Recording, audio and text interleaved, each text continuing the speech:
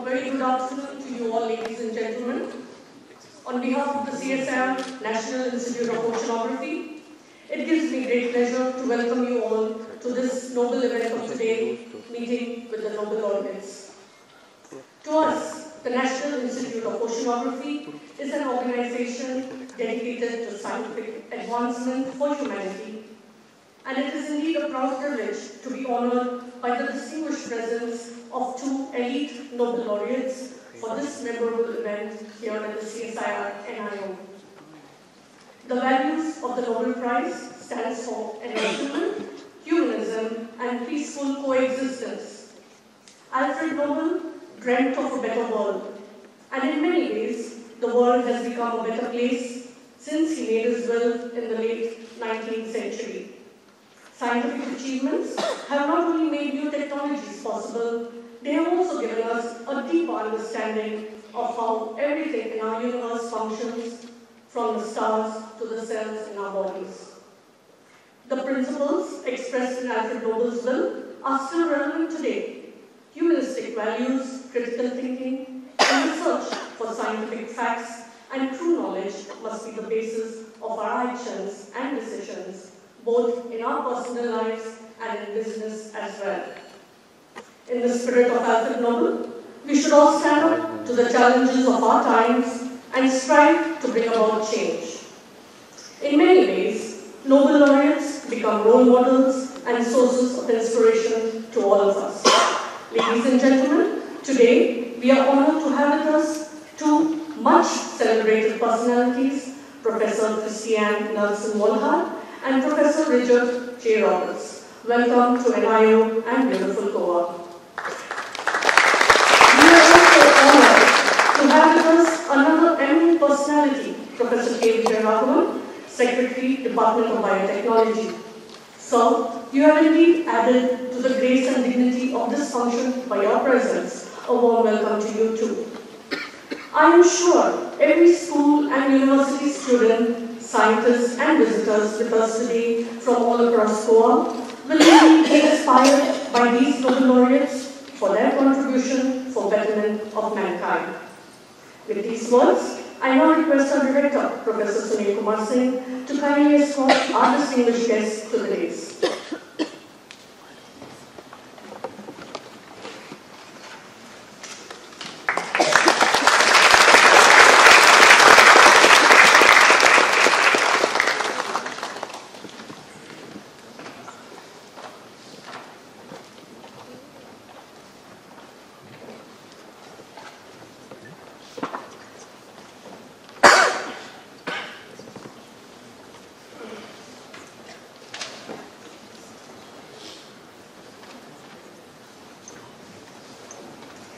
May I now invite Professor Sunil Kumar Singh, Director of this illustrious institute, the National Institute of Oceanography, to formally welcome this galaxy of eminent Nobel laureates, scientists and invitees. So,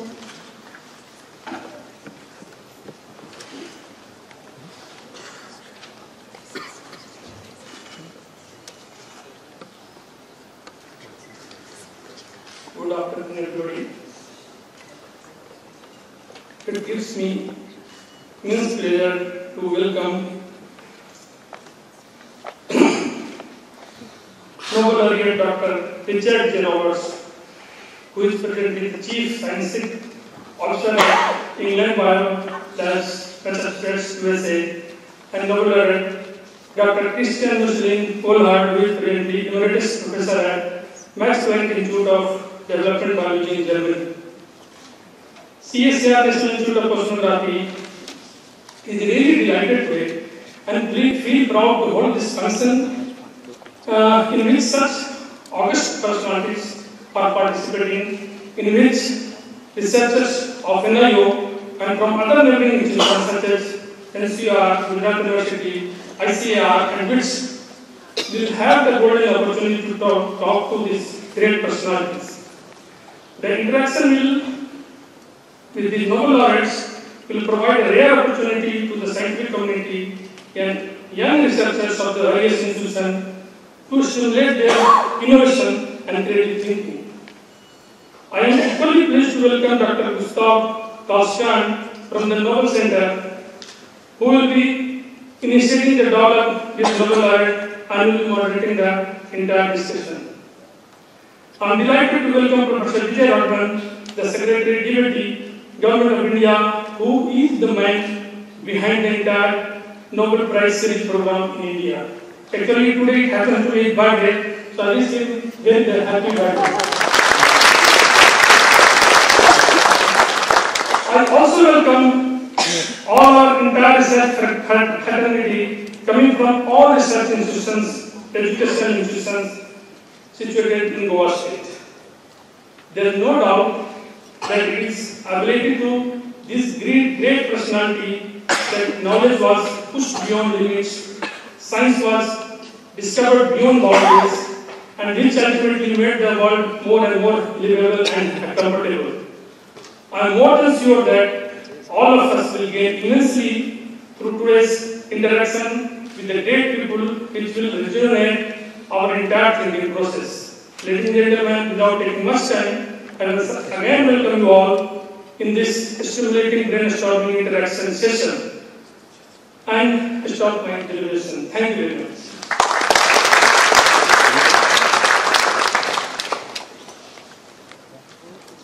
Thank you, Professor Singh, for your warm welcome. Well, ladies and gentlemen, flowers are always a pleasant sight and a symbol of goodwill. The beautiful message of welcome is best presented in the language of flowers. May I invite Ankita to kindly hand over a flower bouquet and a memento to our director, who will hand it over to Professor Christiane, Nüsslein-Volhard.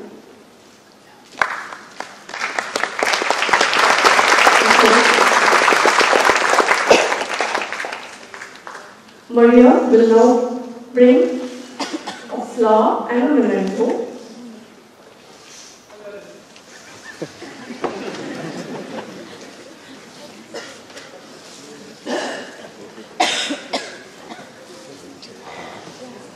To Professor Richard Roberts with a flower and a memento, please. Thank you.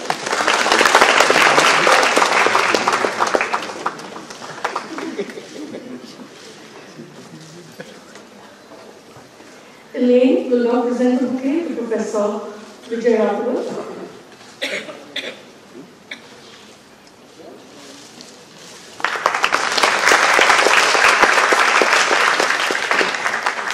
Sumedha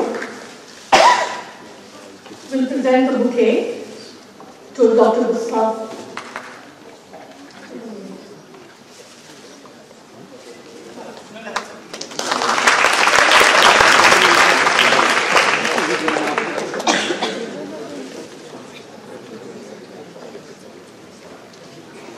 Thank you so much.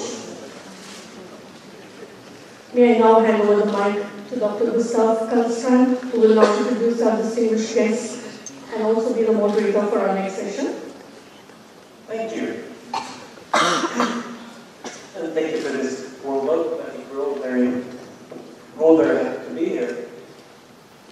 The theme for today's discussion is creativity in science. And at the Nobel Museum and the Nobel Center where we have for a long time been very interested in creativity. How is it created and what is creativity? So we have focused on a number of themes. One theme is creative individuals. How do people think when they are creative? And also creative environments, places that help foster great scientific advances. Looking at the history of the Nobel Prize, you can see that certain institutions have a really high number of Nobel Prizes. And we're also interested in another take on creativity, and that is creativity can be both a psychological thing. We can look at creativity as a way of thinking, getting new ideas, and putting things together, combining ideas in new and different ways, and also asking the right questions. But creativity also has a sociological definition, whereby being creative means that an idea can affect a field or society in some new way. that sense, the idea of creativity is a process by which ideas can change and gain influence. And to talk about these different themes, that's what we will do today, of course. And there are many questions that arise when you start thinking about these things. I mean, of course, how do people become creative? And how can you foster creativity in others?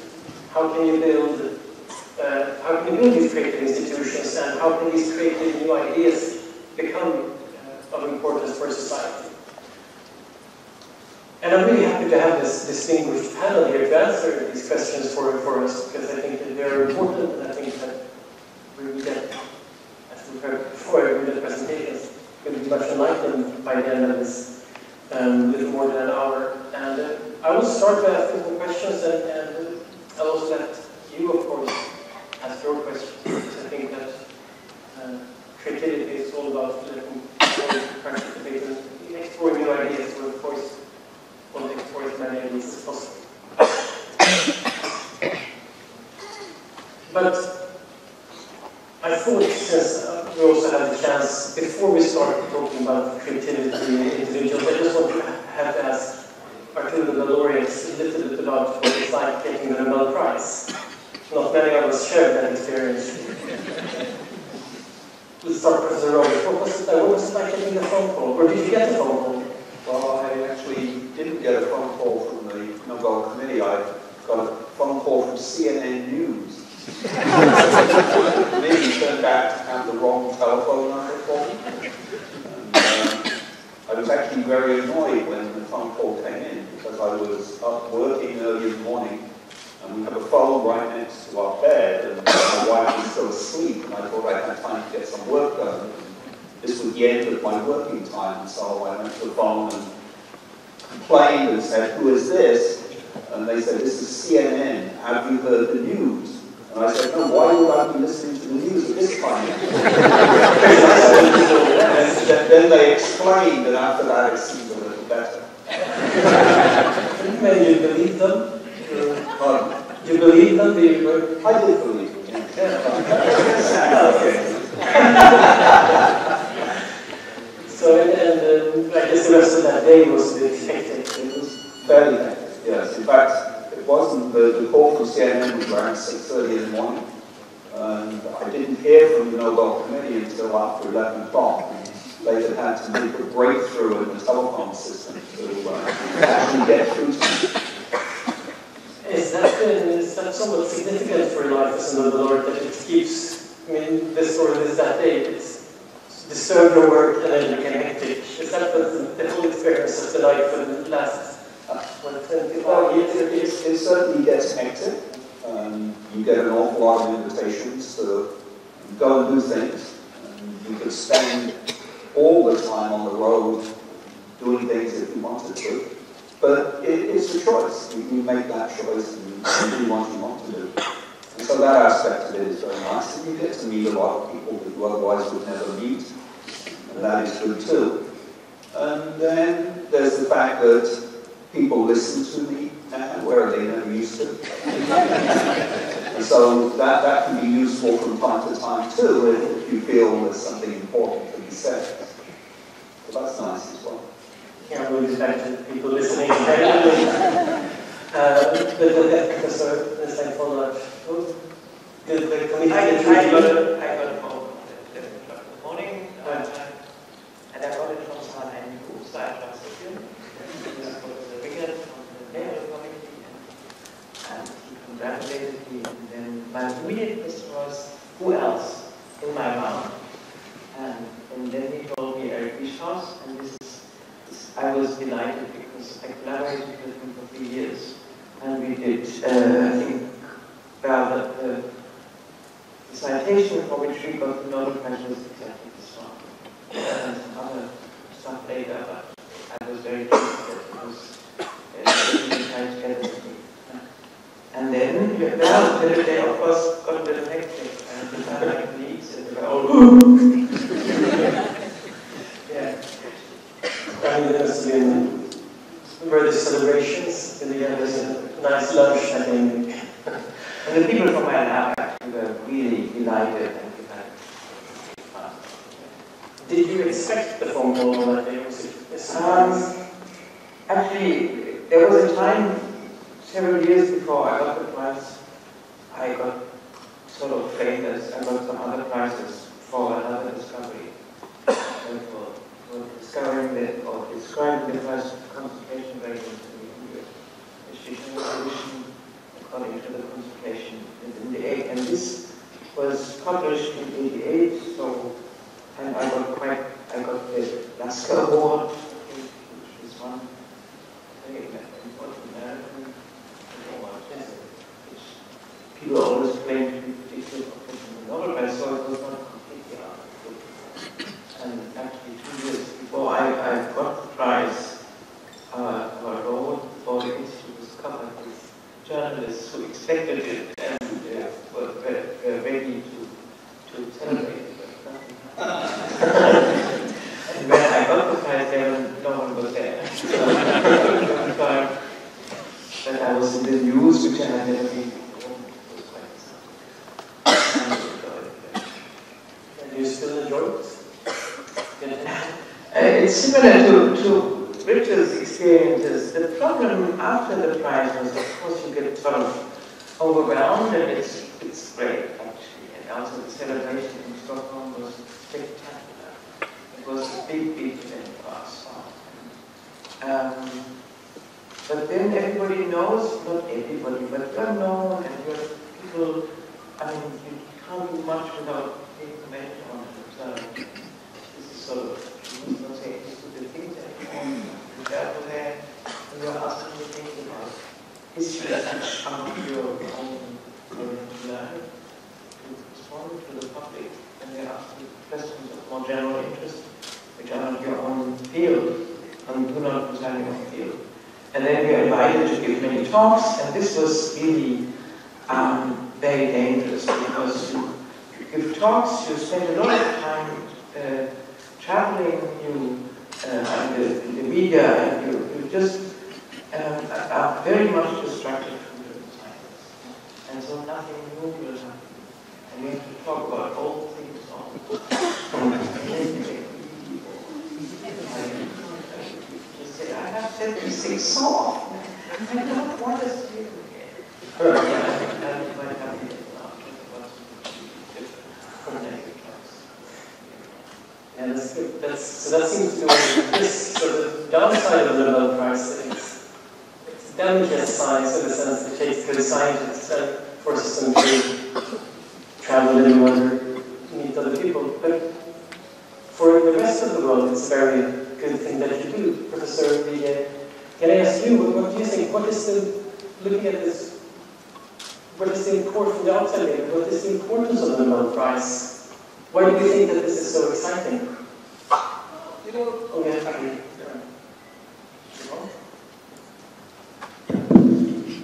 You know, the prize from the outside is very exciting because it transforms public perceptions of areas of research which scientists consider important, but the public don't necessarily think so.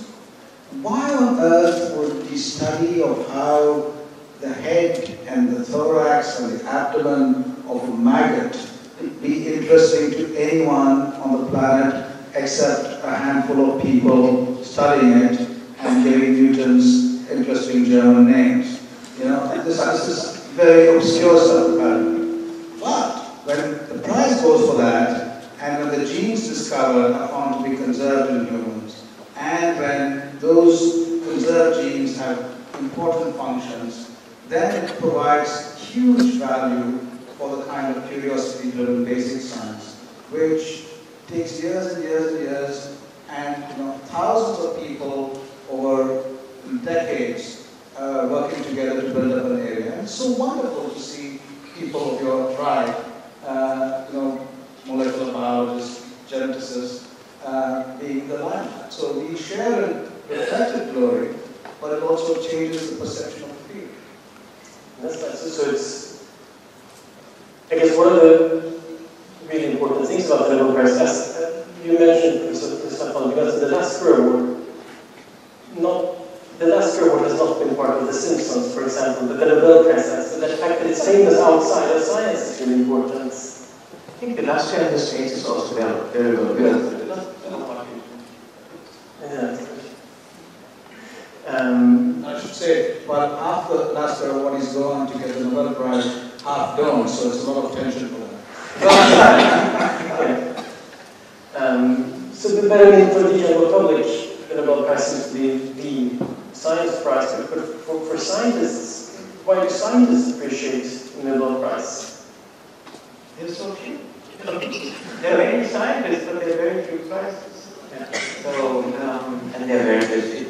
And actually, it is something. So, yes. It's great.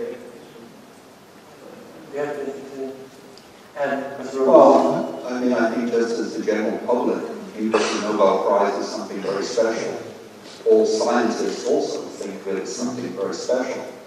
I'm not quite sure I know why that happened. But it's a fact of life, it does, and it's very hard to find anybody who is a scientist who's not thought that one day it'd be nice to win it. No. Can you... Is it possible to say that I want to become a Nobel Laureate and start a career that way? And I assume that you, Professor Nüsslein-Volhard, that you did, that was your... Did you do it? No, this is impossible. Any child who is smart, you know, I think many children who are really smart, some uncle or aunt comes, now you will get the book, I say. And this is just possible. And it doesn't take anything. So you cannot work. It's pretty impossible. So you can only try to do really good science. And if you are really, this is recognized. I mean, the Nobel tradition is, it is for, you have to discover something which is for the benefit of mankind.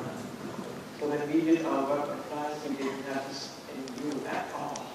So we were not really possibly work for getting the Nobel Prize. It was actually because we were so curious about how animals would develop.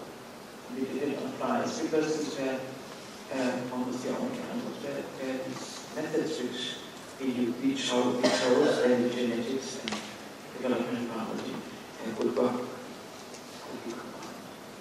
So that was how you became interested in science, through that your passion for science comes from curiosity. Absolutely.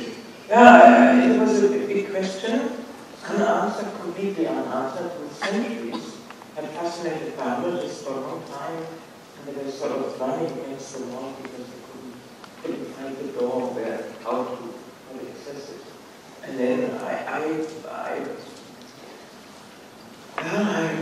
got fascinated with this problem. I didn't work on flies, I didn't work on genetics, but I found that maybe the genetic approach would be an approach which had helped in other systems to unravel complex processes. And maybe it would be possible to apply it to a developing organism. And this was, if you might, I mean, you mentioned the word creativity, I think this was the creative part of it. To combine two fields which have not touched, which actually had originated in the early 20th century, at the beginning of the 20th century in 1902.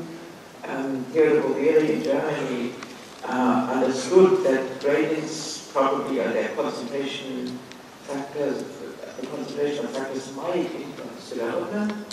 And then he also realized that genes were located on chromosomes, so he was both a geneticist and a development biologist. But from that time on, these fields completely separated. And his pupil, Spemann, who also got the Nobel Prize, having discovered the organizer in a particular region in the frog embryo, which is able to induce an axis at a different position, he got the Nobel Prize in 1953. He didn't mention the word gene at all in his research. So he didn't think of genes at all. In terms of factors, in terms of mysterious things. And then Thomas Nagel is a philosopher of genetics. And he worked on flies because there you can do genetics. You can follow traits to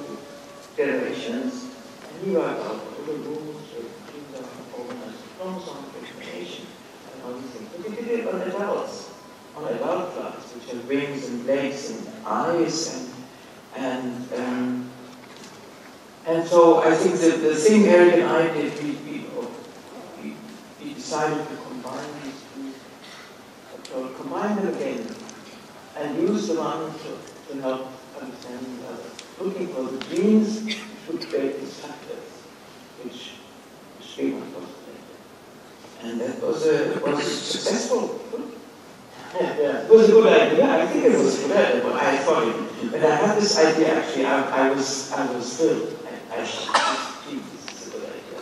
You felt really, you had like almost a I know that, yes, and I wrote an application to animal fellowship spelling this out, and I said, I want to find factors which are in the air, and they must be encoded by genes.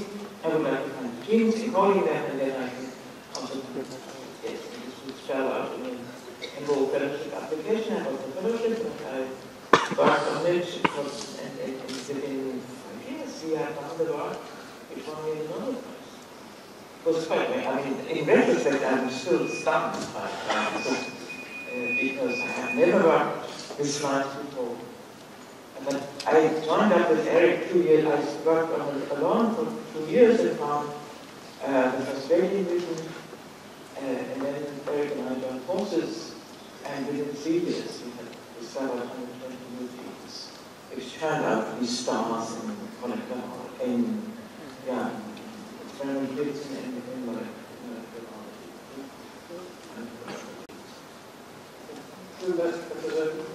Robert, if there was a certain element of this combination of different fields, and what disturbed as well was and also was the fact that you had this sort of, you got this great idea and then you did the experiment. It seems like a very good way to do it. Well, we were actually asking a very simple question, and that was whether the signals that tell an RNA polymerases to start making RNA were the same in bacteria and the eukaryotes. Everybody said they're the same, everybody thought they were the same. Some other famous molecular biologists said, well, what is true for bacteria is true for an elephant. But we thought we both can see. I came up with what I thought at the time was a pretty creative experiment. The experiment was done, and it didn't produce the result we were expecting. Unfortunately, I was at a place where I had the freedom to look and see why we didn't get the experimental result we expected. And eventually, after about a year, that led to the discovery of RNA splicing and split genes, for which I ended up getting the Nobel Prize. So, and there were a few other creative things along the way. But one of the things that I think is quite important from what we did is that whenever you use a new technique to look at something, you almost always find something new. And even if you're looking at something that is an old phenomenon, when you look at it from a different perspective or with different tools, you often find stuff that is new that has not been seen before. And so I'm a great believer in making technological advances and looking at things in new ways whenever you can. I like tinkering around with new methods of doing it. But if you see working in the field and you get the chance, you're looking at one problem, and then you see that something interesting going in another direction. Is it often you have the time and the possibility from your institution to follow that other direction? Right, and I think this is a problem. In many places you don't have the freedom to do that. I think especially the granting system, as it's practiced at the moment, often does not give you the opportunity to do that. So you try one approach, it doesn't work. You often don't have the freedom to ask why it doesn't work. You try to find another approach that will lead to the results you promised when you wrote the grant, so you can get the next grant. And I think this is something that we tend not to do very well, certainly in science in the West, and to some extent in China too, where you sort of have expectations of what you should be getting, and you don't have the freedom to deviate and ask why things don't work. Personally, I'm a great believer in failure. I think failure is a wonderful thing, because you do an experiment and you planned it, and there are usually only two reasons it doesn't work. One is because you didn't plan it properly, and the other is because nature is trying to tell me something. I'm a great optimist. I always think nature is trying to tell me something. So I love it when students come along and say, this experiment failed. I don't know whether this is the right way to describe it. I think you probably observed something you didn't expect. Yeah, exactly. And this is very important. Yeah. And maybe other people would have said, my experiment failed. And you said, no, it didn't fail. I found something. I found that in eukaryotes, the direct transcript is not maintained, but it's spliced. And you concluded from the deviation from what you expected that this is an interesting process. And this is, I think this is the creative part. You have to recognize it, and you can make lots of discovery, but you have to, the creative issue is to recognize when you've made a discovery, because you can also say, it didn't fulfill my expectation, and it was the experiment failed, and this is very different. So this is why I think labs have to be small, because you can only work on the things you see yourself. And if you have a big lab and many people work on it, the people do the experiments, because data stages you don't do the experiments yourself, they might overlook things. They might not recognize that this is, they may not recognize that this is a real good experiment, and rather say it's a failure and I have to repeat it until I get the expected result. So I think one has to have a very open mind in order to be able to think. And actually when we did our mutants, we had no preconceived idea how these mutants should look like. We took everything which looked interesting, which had a very significant deviation from normal, although we couldn't interpret them at all in terms of function and process or so. We just said they are very important because they produce completely abnormal looking habits, and therefore these must play a role. And it took a long time until then it was understood by the molecular analysis of the genes. I must tell you something about Yanni and Eric Richard's paper. I was a graduate student at the Italian Institute of Fundamental Research when the paper came out in the 70s. And much later, when I joined as a faculty member, one of my students went to the library to photocopy the paper, and the Xerox machine wasn't working, but she desperately wanted to read that. She was a very, tough student. She tore out the pages and took it away to read. So now if you go to the TIFR library, you won't find Yanni's paper. But it's online. It's online. More questions about scientific publications and things like that. I think bad way to spread scientific information will look very good. Professor, I was just curious because the key in this institutions that gives you the opportunity maybe when Professor Robinson failed. I mean, how you've obviously been part of building up creative institutions. How do you think about this being? I guess there's a balance between being open to failure and open to new ideas, but also having to do what you set out to do. I think institutions at every stage need really protective leadership, which does two things. Allows the inside to do what is right, what is exciting, curiosity-driven, and protects them from the outside. Because the outside constantly is demanding results of one kind or the other on short time scales. And you can convey to the outside that interesting things are happening. You can convey good results to the outside. But then you shouldn't, push that demand down to every individual. The delivery to society is a coarse, gradual structure where groups of institutions end up delivering. But to push that delivery demand to every individual is wrong. And that's where institutional leadership needs to be protected. Well, that's very interesting. You both, Professor Prof, you both worked at sort of legendary creative institutions.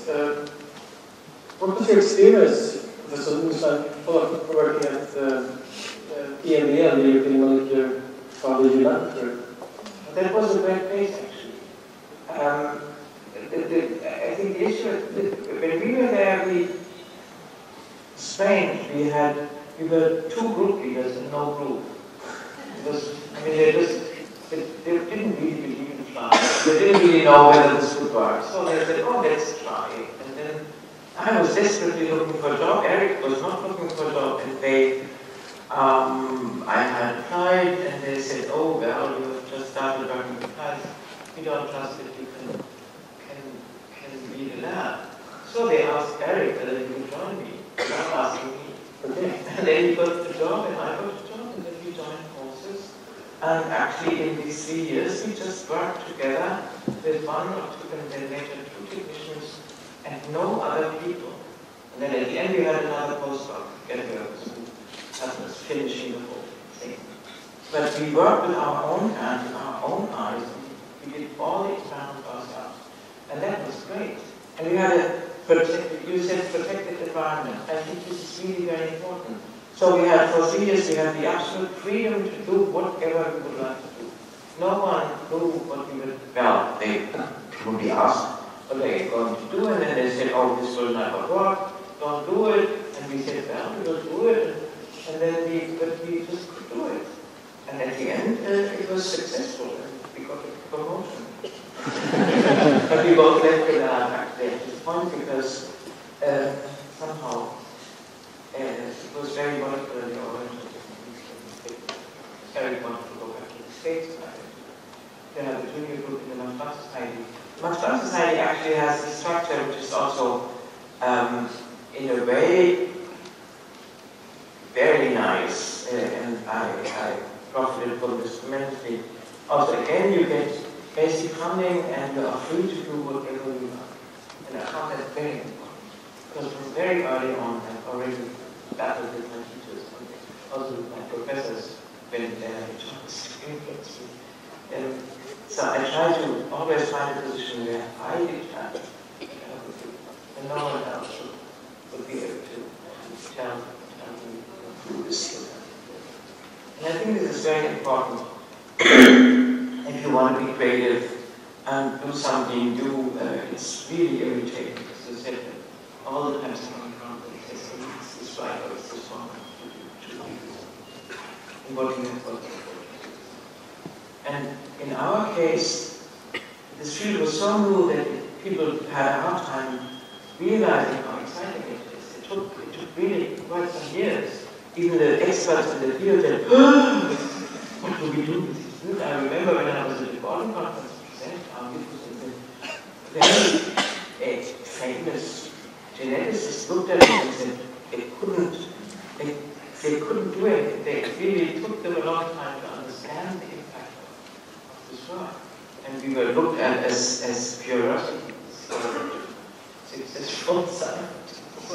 And only when the molecular bridge was built, so we discovered genes by their phenotypes, by the effect they had when they were mutated on the shape of the larva.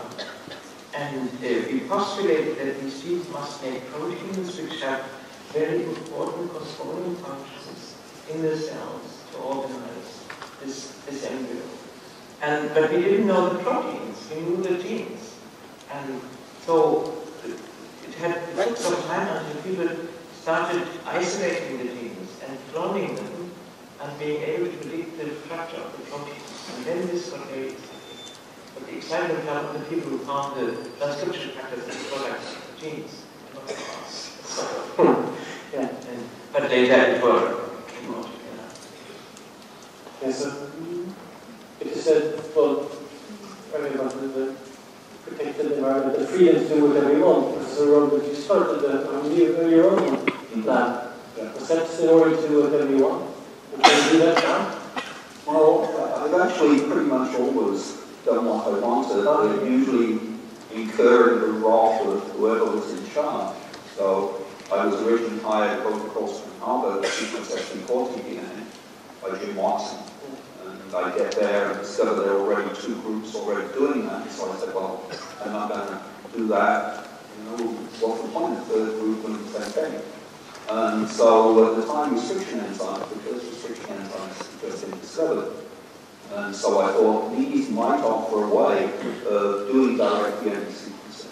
So I started to accumulate restriction enzymes and first made the 4 or 5 that were already known, and then we started looking for new ones, and they were everywhere, loads of them.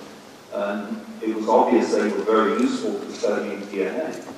But Jim Watson kept trying to tell me, I was wasting my time doing that because it was sort of stamp collecting, and who cared? I should be sequencing as reported, so we fought over that.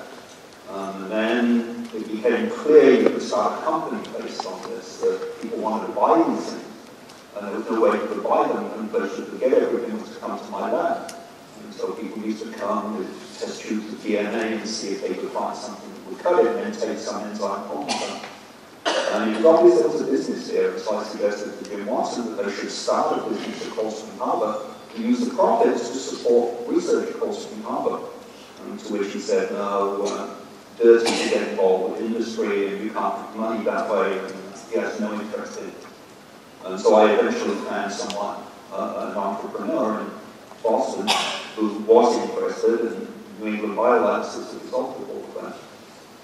But then, when we started using them, we started getting interested in mapping adenovirus DNA, and this led into studies of splicing, and the discovery of splicing. And again, that ended up fighting with Jim Watson a little bit because he always wanted something else done. But I've always managed to find a way to avoid being told what to do, and now I'm in a very fortunate position because I'm CSO of the New England Biolabs, and basically I do what I want. So no one tells me what research to do. I do it. I don't have a budget. I can spend whatever I want, and no one tells me, no, you can't have that, you can't have that. So it's ideal because the person who founded New England Biolabs had exactly the idea I did, that we wanted to make some money and use the profits to support research. And so that's what we do. It's very nice. Yeah, but I mean, it's one thing, I mean, obviously a good thing when you're an established scientist to have that kind of freedom, but it's, I guess it's more difficult for, more difficult for a young scientist to come and say, I'm to the head of their lab, I want to do whatever I want. And is it always the best ideas? Shouldn't they listen to the heads of their labs occasionally at least? Well, sometimes. I mean, it really depends. I was lucky that I met Norton Zinder very early on. And Norton was very interested in restriction enzymes and phages and so on. And he was also Jim Watson, possibly Jim Watson's only real friend that he ever had. And so Norton always used to come and save him. So Jim was always threatened by him. So no, you can't stay here, you've got to go. But Norton would come to my rescue. So I had a friend in the right place. That's probably important. So I also, for one thing, Professor Nüsslein-Volhard, you said about your collaboration with Eric Lieshaus. I read the accounts of your work where you really sat, when you read the accounts, you were sitting more or less at the same desk, working together, opposite to each other. I mean, was it to find someone that you can work that closely with for a period of time? You said that you were sort of forced to come down. Was it an easy collaboration, or was it? In our case, it was the issue was recognizing deviations from the normal pattern. And if they're very dramatic, it's easy to recognize. Less dramatic, it's more difficult to recognize. And we have also lots of dead embryos which just look messy. And it does help tremendously if there are two people looking at the same thing at the same time. Do not overlook things, do not get tired and bored, and sort of keep up being alert and being fair to every sample which you observe, because the attention is quite tiring actually to look at the microscope and observe that differences and tiny differences in many embryos. And so this was quite successful that we did that together. And we also realized that we were both quite good at it, and we had experiences with other people later, they couldn't do it. And we had given courses and asked the students to recognize differences. And it's very different. Some people cannot do it. And we both were quite good observers. So this was really the secret of success. And then we also had the same criteria which was, there are several instances where it's not absolutely clear that something is very significant. And you have to stay for the sake of staying on the safe side. And so this helps. Because it seems like what you're saying is that it's good to have people who have collaboration that really sort of shares the same goal, and maybe you also said earlier that you have no preconceived ideas about what you will find, so you have the same goals and you have the same attitude. But we're also talking about that you should go your own way and maybe do whatever you like. This is the mid-level between the individual that does whatever he or she likes, and then you have the institutional level, maybe push in one direction. But then in the mid-level, we can find smaller collaborations with one or two colleagues. Maybe a question to you, what is the significance of these smaller collaborations in science, 2 or 3, to find one or two friends that you really work well with? Well, I think collaborations which are entirely driven by a requirement for your science may not work as well unless they also have in addition a bonding and a friendship and understanding of science which is similar.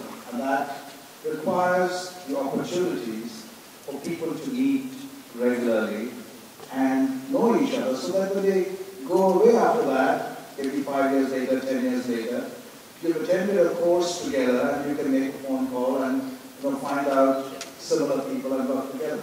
The National Institute of Oceanography had a course in neurobiology in 1978, I think. Okay, it's completely organized it. We got the best neurobiologists from Harvard to come and teach.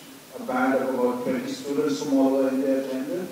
And those people remained friends and worked with each other many years later. That happens regularly in the marine biological laboratories. It happens at the course in Harvard so often. And those meetings really develop the bond by which you choose your collaborators, rather than it being imposed merely by similarity in the area you're working on or complementarity. So can you build a scientific environment to that end? Can you physically, or how do you create the kind of... Absolutely. I think there are a few paradises on Earth, and here Heidelberg is one. Also in Harvard, the marine biological laboratories. In India, the National Center for Biological Sciences is one. These are places where people from all over the world come and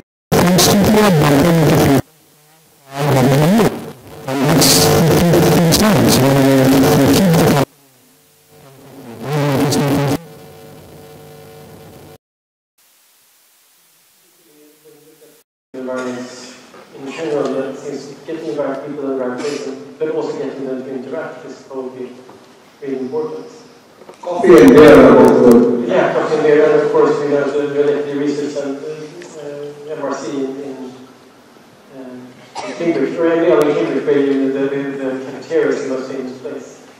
But also when you run usually you have collaborators, you have applications, students apply, postdocs apply, and then you try to have a group of people working in your laboratory which have common interests but have also, I try always to give my students and postdocs as much freedom as possible in choosing their topic.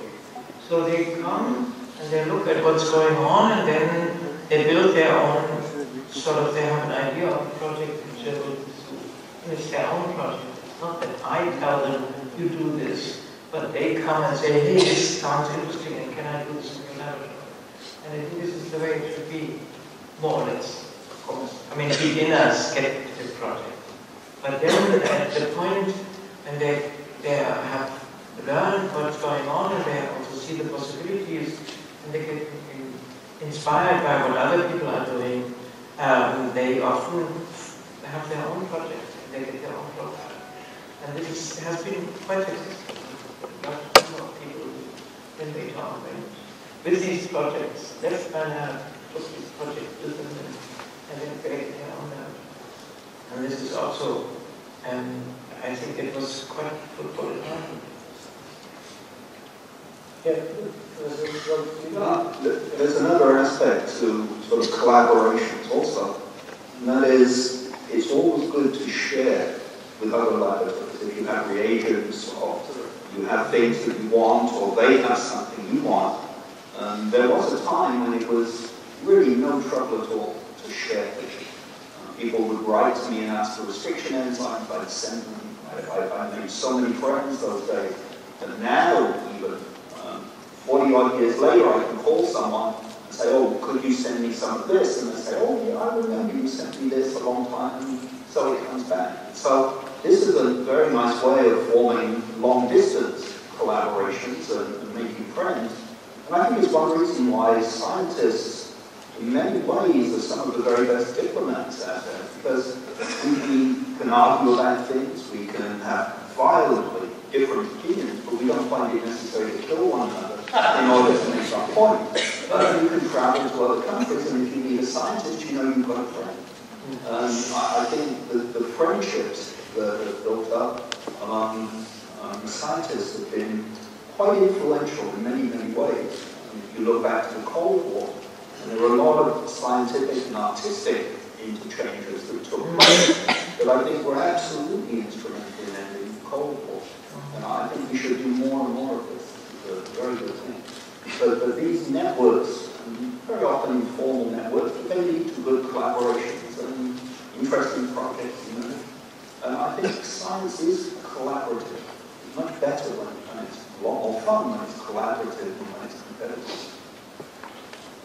Yeah, there is a lot of competition, and in some fields more than in others, and in some fields are much less generous and sharing. But when we had this litmus field at the end of our publication, we had all things available from of course it helped tremendously to spread the idea and to have many people working on understanding their field.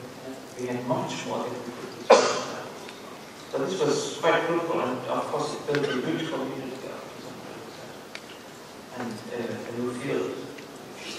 Yeah. Yeah, it's already quite clear. That's one of the words in the program for this. The places, people, and networks. That networks are, of course, important, both formal and foremost. And it's also quite clear from what we said so far that there's no lonely genius. Even if you may be working on a project area, it's always a group, or a network, or an environment that's. Or am I right? That's what you say. I think the networks, as Rich said, are very critical, and both Yanni and Rich said the sharing of reagents, slides, and open exchanges. There are meetings in the applied community where unpublished work was routinely spoken about, and there was an understanding that you don't steal other people's ideas, you learn from that, and you give them power. That, often as the scientific enterprise grows, has started to change huge. People in meetings today talk about work which is largely already published, and they're very protective. And some of it is natural because of the kind of cooperative system there is, but it really undermines the basic collegiality and structure of scientific study. But I know, Professor, I know that you're also working for more maybe increased access to knowledge in the sense of open access publications and so on.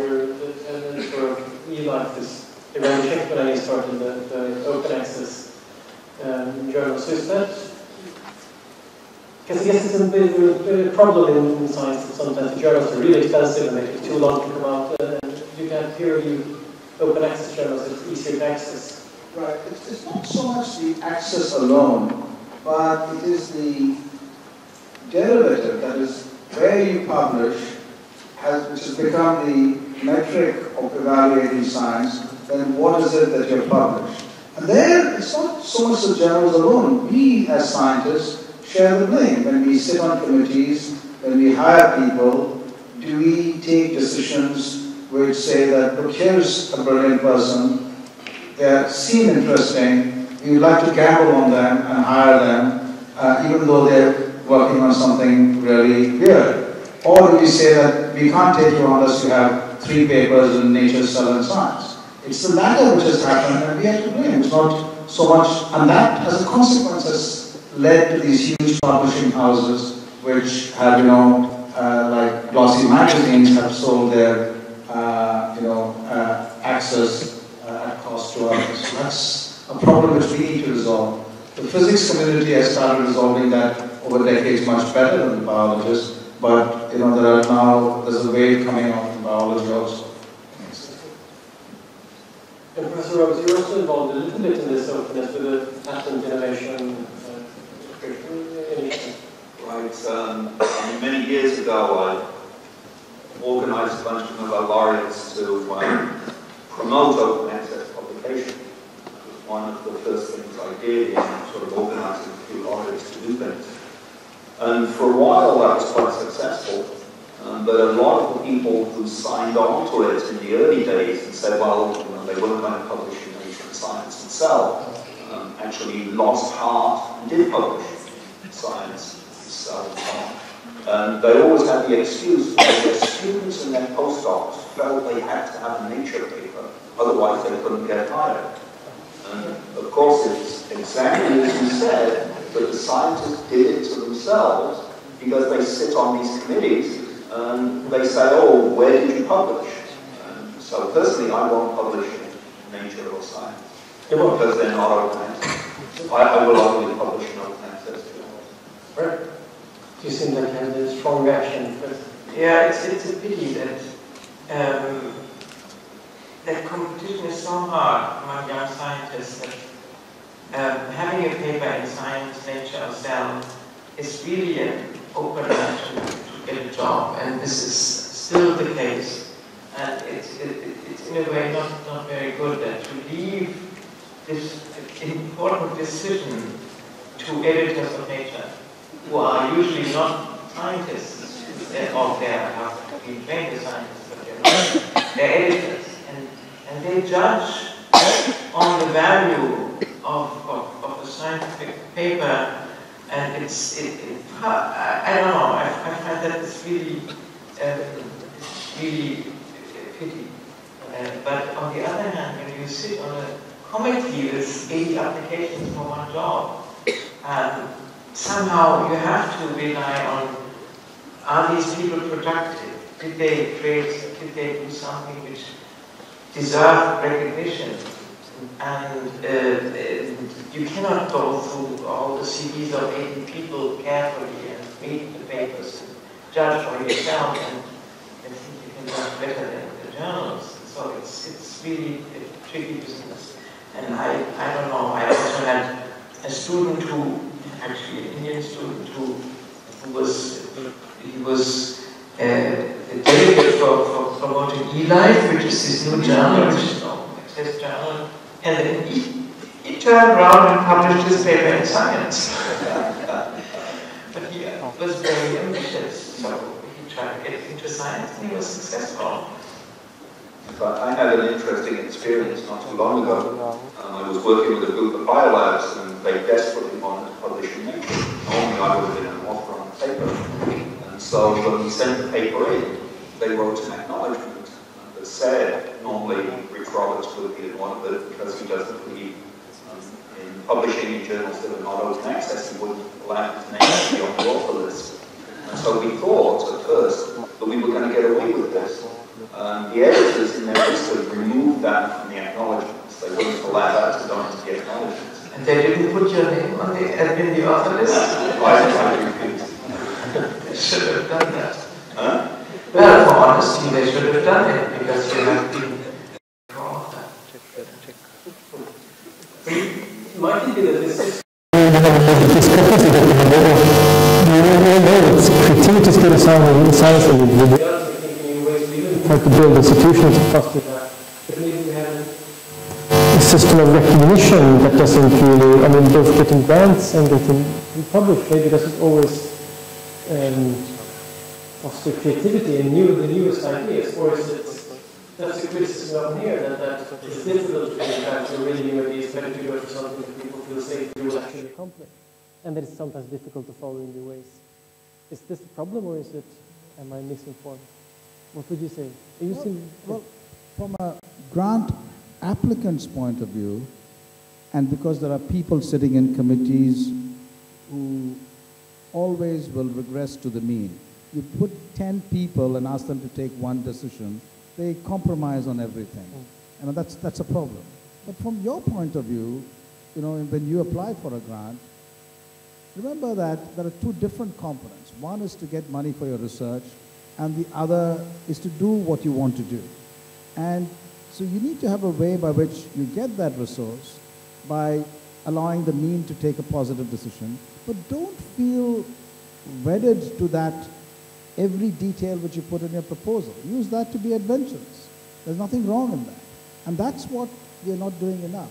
We feel that we have to give our first year report or second year report exactly according to each of those goals and fulfill that. And that's not research at all. So we trap ourselves into a situation which the system has pushed us into. So both the system and we are to blame. And remember, the system is you. Our peers are sitting in the committees. So it's not a different set of people. So we can get out of it as long as we, you know, compartmentalize the routine stuff which irritatingly we have to do, but don't mix that with time and space for creativity. Professor Nüsslein-Volhard, you seem like you didn't agree with what I said. I had a very hard time understanding you. Oh, sorry. Him or me? Oh, sorry. I didn't know what it was. The question was, is this granting system such that it suppresses creativity by committees demanding, you know, specific kinds of structures and so on. So, thank you. Well, some grants are requiring interesting milestones. yeah. Do this and that and the other in a particular period of time, and you have to hire this. You have to stick to. You have to make a program for 5 years, and you have to stick to this program. And I think this is really not good. But people find ways around it. Yeah. And as you said, they draft an application which is, and then they change their minds and do different things. What is also now justified, I mean, what's often required in applications, that you justify that something is medically relevant or will bring benefit to to mankind, and is ethically important. And these are, I don't know, I think these are developments which I don't really like, and because they affect the freedom of the scientists. So if I just add to this, I think unfortunately granting agencies and individuals have made these demands for delivery into the ecosystem down to the level of individual grant applications. As taxpayers' money is being used, such demands are justified, but they need to be demand made to the entire ecosystem, but not at the level of granularity of individuals. So you should ask, is Boston delivering, you know, its research investment work to the community? Is Bangalore doing it? Is the entire CSR system doing it? Rather than ask if every individual is doing it, because that fluctuates with time and space, and you should let people be. But also the value to the system is something that is not well measured very often. So, you know, we made our discovery in 1977. The clinical application was in 2017, 40 years later. So is that an acceptable time for some bureaucracy, you know? So I think you can't do that. You have to have other better measures of whether people are good or not. And I personally like the idea that if a university thinks someone is worth hiring, they should be given a grant automatically for 7 years to do whatever they want, and then judge them. And let's see what they did. Did they do well with the grant? Did they do something useful? Let's not ask them ahead of time what they're proposing to do and then judge them because they didn't get it done. Yeah, that seems almost like something that you had at the Friedrich-Michner laboratory, the FML laboratory. That seems like almost the kind of setup that you had 6 years to do. It's sort of similar. We have in the Max Planck Society, we have these junior research groups who get funding elected on a. We'll come to that, but they have a contract for 5 years, which is renewable twice. So they can 5 plus 2 plus 2, a total of 9 years. And after 5 years or 4 years, they are evaluated and are usually promoted. So they have a 9 years period. But in this case, this is not tenure track. So at the end, they have to find a position at another place. And often they do. And it depends on what quality the place is. But usually they're not promoted and they're not taken. Sometimes they're taken over by another much larger people. Yeah, just a minute I want to let in the audience too. But I have one more question, maybe for all three of you, one at a time, about responsibilities of scientists to move beyond just science, in the sense that, well, if you start by you have, of course, an excellent scientific career, but you have also devoted a lot of time to science policy. Is that something you see as an obligation, or something that a responsibility for science, that you take responsibility for science development, or? Well, I think as scientists, we need to see the importance of communicating with our society and being part of a society. One of the accusations of people in high quality research institutions in India is that they are a short walk from India. That the issues, the problems, the concerns, the aspirations of the society outside your laboratory is not of interest to you, is the feeling which many people get. That feeling may not be true. I mean, you may not have that feeling, you may not have that attitude, but it's there because we are not proactively communicating with people. You don't have to go and solve every problem, but we need to be part and understand that problem. But also there's the other aspect in communication, which, you know, with our politicians and with everyone else. Venki Ramakrishnan, the Nobel Prize winner of Indian origin, was asked, what should Indian scientists work on? Because there is this constant debate between basic and applied science. Should you do something useful, or should you do something driven by your curiosity? And he said that, you know, if you are working on problems which have been defined elsewhere in the world as important scientific problems, then do a great job of it. Don't do a second-rate or a third-rate job. There's no point doing that. So you must excel. But, he said, you also must look around your environment, because there are extraordinary questions here which can inspire people from all over the world, which are basic questions. And they may come from, you know, our biological environment, they may come from our mathematical tradition, or from, you know, the way people do chemistry. So unless we think originally in basic or applied aspects and do original things, either defined by others or define new problems, we're not again connecting with our society. So there's a view that, which is a dangerous view in India, that science must be useful, it's atomic energy and space which are useful, and anything else is something which, you know, unless you get results soon, what's the point? But we are not helping that misunderstanding by not interacting with our politicians and with our society. Professor Nüsslein-Volhard, what do you say about the responsibilities of scientists? I mean, not least you've been on the German Ethical Council for Ethical Research. Is that, what do you think? Yeah, I think we have, the scientists do have the obligation to commute with the public and explain what they're doing. So I wrote a book which is of general interest and try to explain embryology and development. And I was member of the Ethics Council, and where this was an interaction between politicians, ethicists, philosophers, law people, lawyers, in deciding which things should be done in biomedicine or should not be done in biomedicine.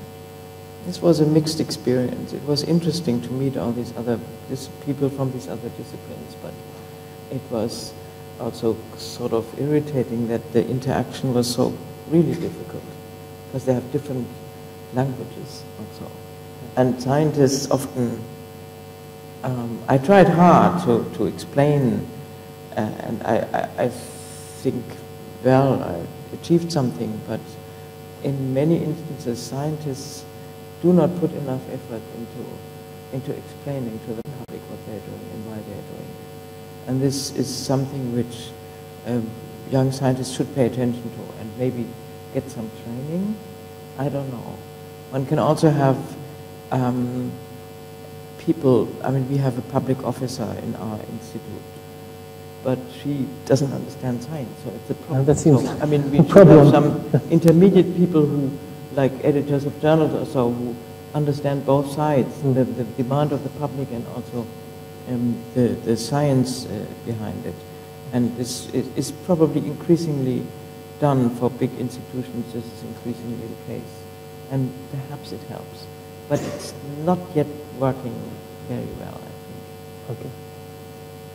Professor Roberts? No, I would echo all of those thoughts. I think it's really important for scientists to talk to the public, to learn how to communicate.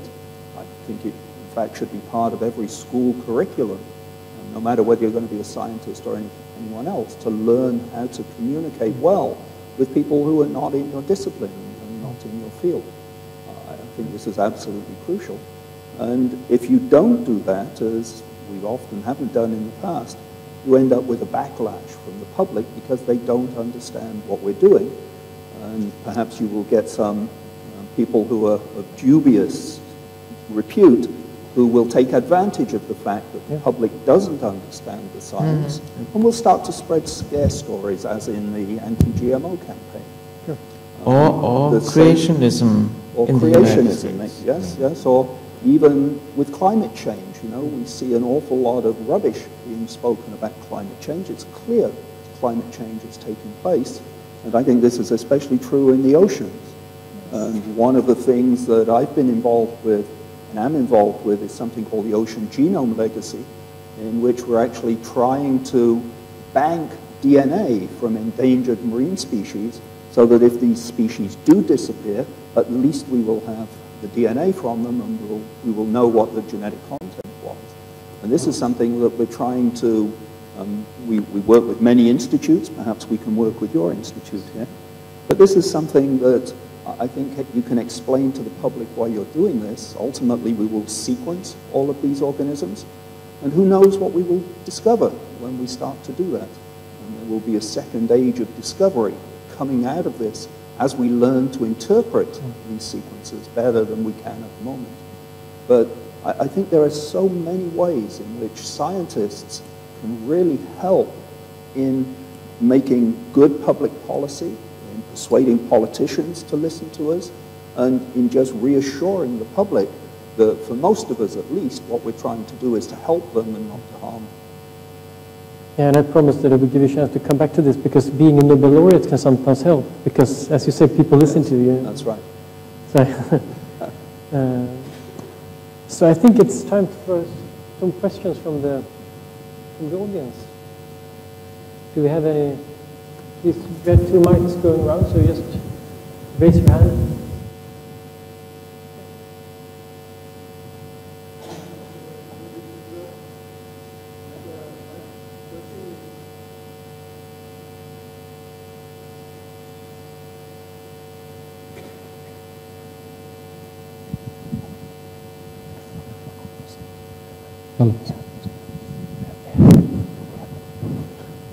Creativity requires questioning, curiosity, freedom. At the ground level, one must see. Professor Roberts said, for his project, freedom sometimes was restricted. But there are countries, there are societies where the freedom, what to eat, how to dress, what to do is also curtailed. And as a result, scientific temper is not as good, because you are not free to do what you want to do. If there is a, as you say, communication is very important. Scientists were unable to even communicate. Recently in India, that man has come from apes. Famous what Dr. Christiane loved Darwin's theory. But here we have a society, there are leaders who don't believe, and they are put on the society at large, saying,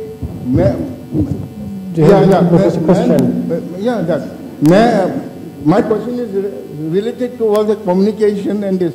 But we have communicators who can say that virgin can give birth to a child. We have communicators who say that transplant of heads of animals can be there on this. But no. So maybe I can paraphrase. My question is, when the society, where scientists are unable to even project to the society that Darwin's theory is the cause of evolution, we are not able to even transmit and do research. What do you expect the scientists to do in the future? Thank you. Would you like to? Maybe I'll both paraphrase that and give a comment on that. So the point is that there are many non-scientific views which dominate the discussion space, and in that situation, how can scientists come and communicate? And evolution and creationism of various kinds are an example, and those are problems not just in the West, but there are also issues which come up here. And the simple answer to those is, at what level are we talking about? Everyone is entitled to their opinions about anything. You may believe something, someone else may believe something else. But when it comes to teaching children whose minds are a blank slate, as it were, early in their career, then rigor and scientific method is important, and they can then go on and choose whatever views they have. And there, the preponderance of evidence is what determines the school or college or early curriculum. And as you grow older in the university or the school situation, you learn to question and you learn to debate. And that's what needs to be instilled. And what is happening, unfortunately, is one gets a polarized discussion on these kinds of issues rather than, a clarity that we shouldn't interfere in certain kinds of structures. But sure, go ahead and have any view you want. So I think we have another question now, please.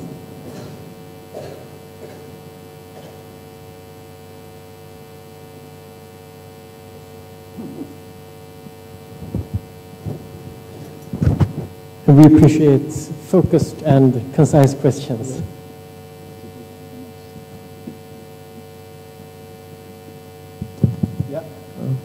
Hi, the question is quite short. If someone is stuck in an environment where the conversation that's stimulating is not available through animate objects,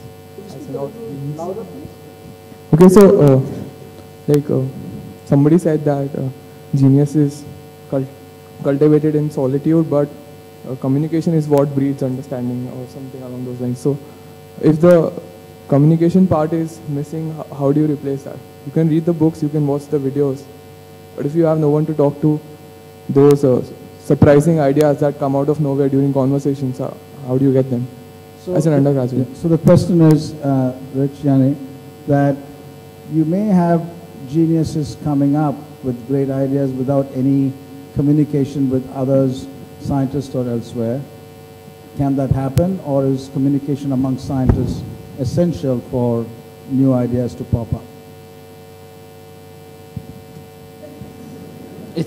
I think it's highly unlikely. I think new ideas and new discoveries are based on old ideas and old discoveries, and if you're not familiar with them and you can't communicate with other people, exchanging these ideas and learning from them, it might not work, and you might not be able to just come up with something completely new and working. So I think it's a good idea to try to find a good environment which is stimulating and where smart people around you help you to develop thoughts and ideas. Perhaps that ties into what I mentioned in my brief introduction when we talk about the definition of creativity, that if you have an idea and no one cares about it, in one way, maybe it's not even that it's not creative. Maybe it's brilliant, but it's not creative. Could I make a comment? Yeah, sure, definitely. I mean, there are certainly very clever individuals around who don't necessarily spend a lot of their time communicating and end up having pretty good ideas. But these ideas only have an impact when they're shared. And so this person who may have had a good idea and kept it to himself, it's only when it's shared that it really becomes useful and helpful. And very often just the act of describing that idea makes you hone the idea and make it better yourself. This is why I love, whenever I do anything that's reasonably new, I love to talk to people about it, because in the act of talking, you suddenly think, oh, I could have done this, or I could have done that. And so you get better and better, and your own ideas get better as a result of it. And so this idea of communicating is really important, very, very important. Yeah, we have time for maybe 2 more questions, please. What is your comment about the open access journals where the authors have to pay to publish their own research work? So the question is, the open access journals require you to pay to have the access, for everyone to have the access. Many of the closed access journals also require you to pay. So that's a slight problem. So, I mean, that addresses the issue of the costs of publishing. Someone has to bear that, and not the point about access. So yours is a practical problem. How do you pay for it? Does your institution pay, or does your grant pay? And that's something which, you know, we need to sort out in our ecosystem.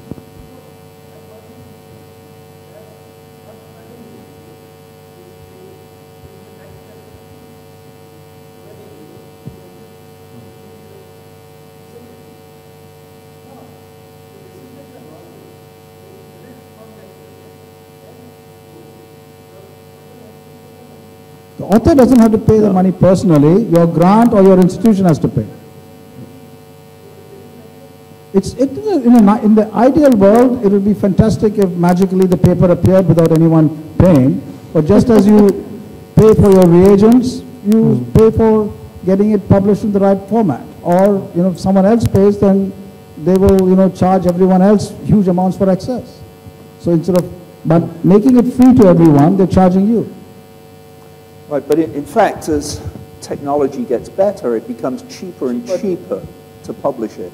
Hopefully. And I think the time, it will not be too long before some AI program will be able to accept documents, manuscripts, put them into an appropriate format, publish them on the internet, and the cost will be essentially zero, very, very close to zero.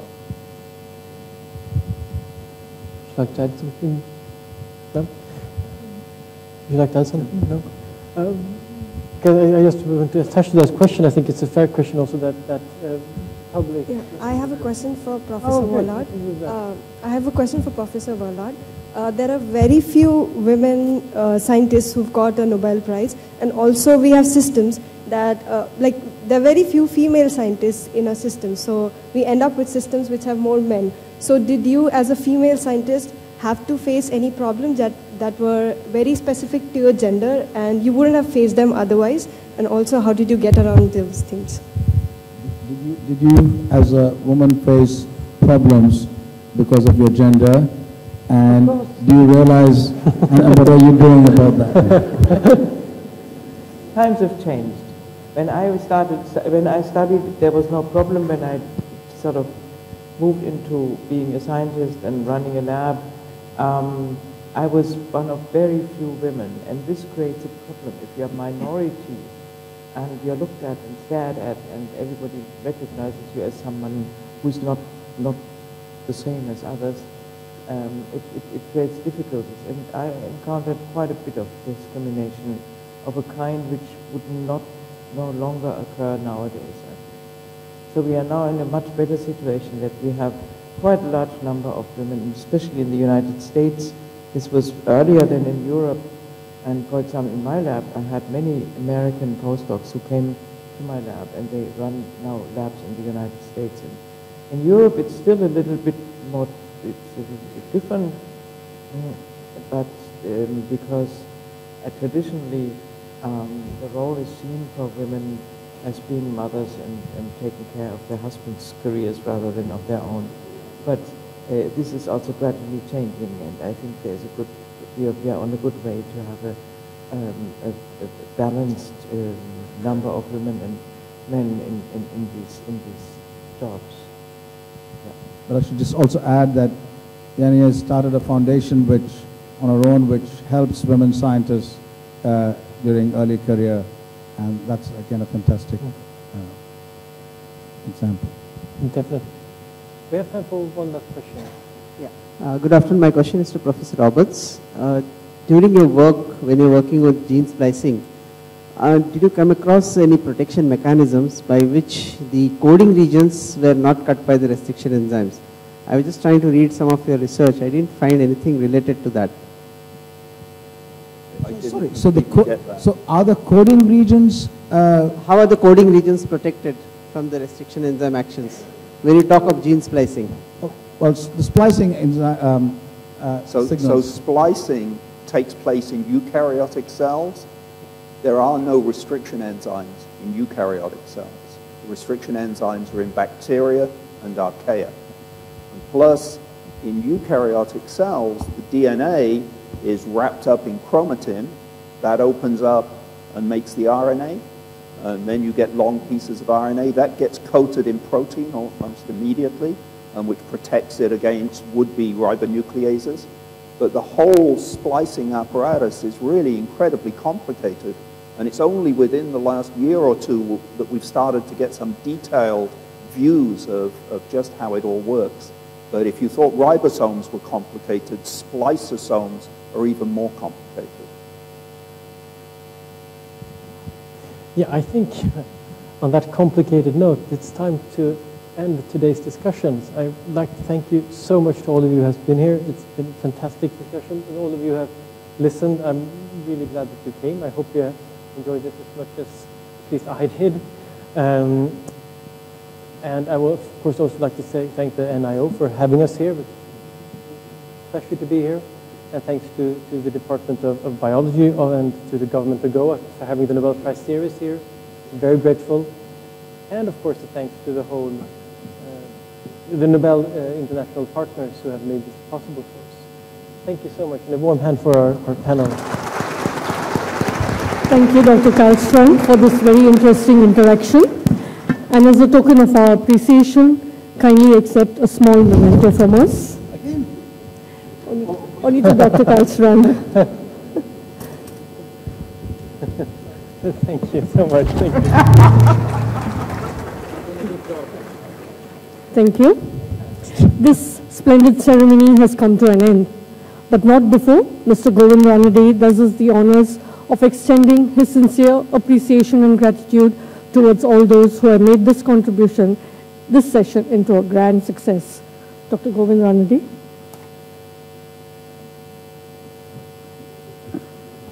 Thank you very much.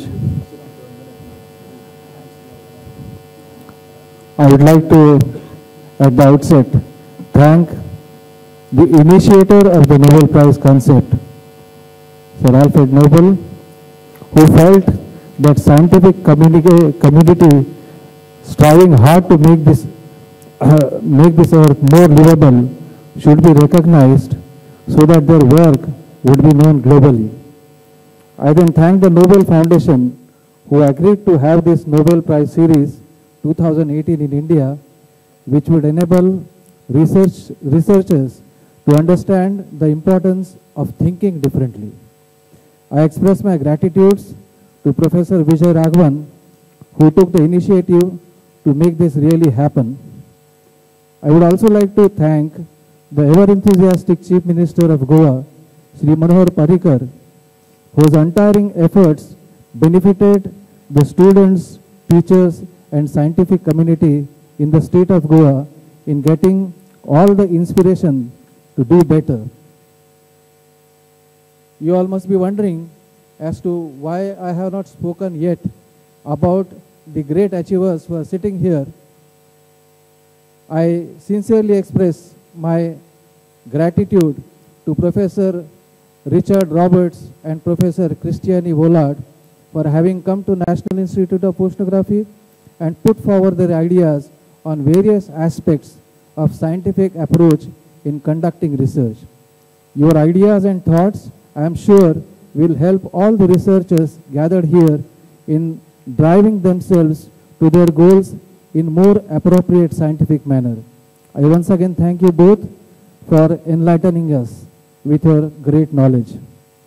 I also thank our director, Professor Sunil Singh, in encouraging us to have this grand event in the NIO premises.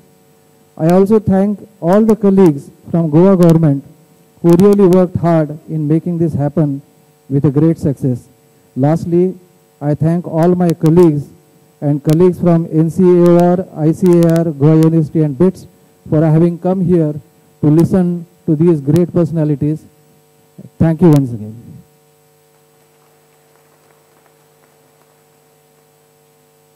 Thank you, Dr. Ranade.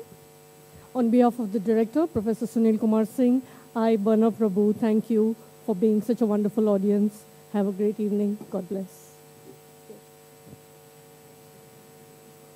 All are requested to kindly meet outside the auditorium for a cup of tea.